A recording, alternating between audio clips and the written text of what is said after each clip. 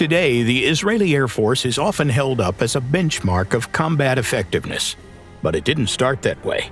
The IAF story began on the 28th of May, 1948, just 2 weeks after the state itself was declared. There was no time to deliberate.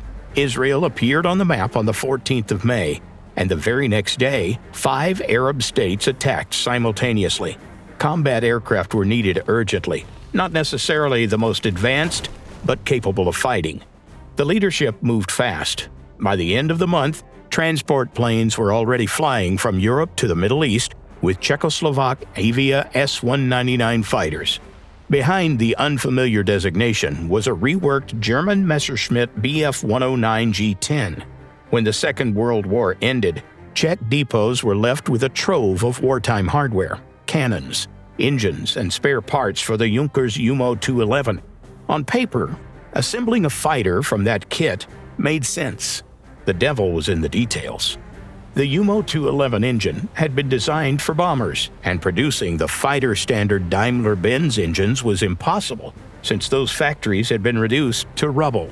As a result, the Avia S-199 was slower even than late-war Messerschmitt variants, to say nothing of the new jet fighters entering service elsewhere.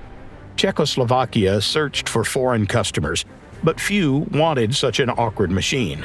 The aircraft seemed destined for obscurity, until fate intervened.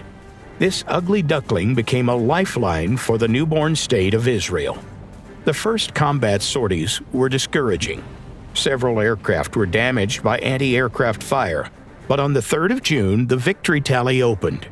Israeli pilot Mordecai Elan shot down Egyptian C-47s being used as bombers. After that, the air war swung back and forth. Israel lost several S-199s, but soon defeated the attacking Spitfires. The essential thing had happened.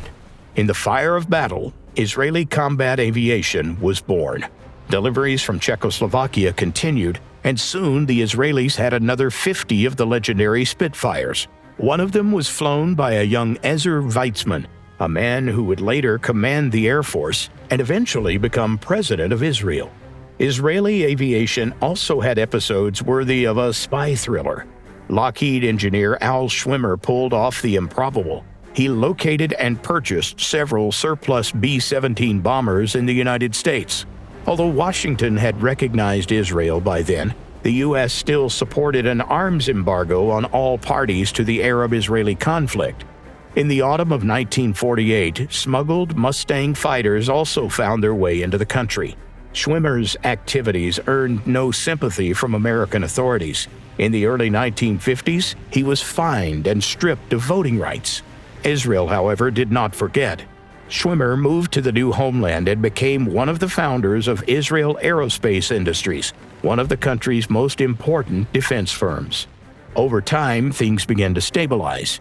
Buying used Mustangs from Sweden was still a stopgap, but true innovation followed.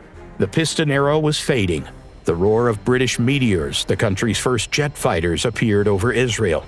Later came the French Ouragans and Mystères, turning the IAF into a genuinely formidable force.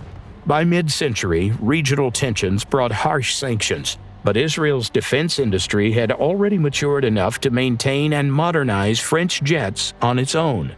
In the 1970s, Israel bet on the American F-15. The transition was not painless, but these aircraft quickly secured unquestioned air superiority for the country across the region.